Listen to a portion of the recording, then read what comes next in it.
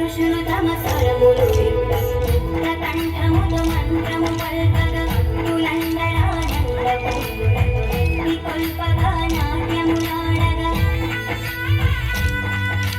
సప్త ఋషులు తమ స్వరములు కంఠముతో మంత్రము పల్కగా భక్తులందరానందపు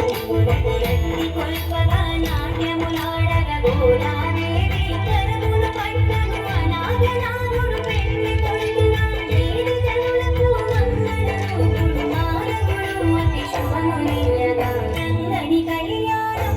ఇది శ్రీ రంగని కళ్యాణం రంగని కళ్యాణం ఇది శ్రీ రంగని కళ్యాణం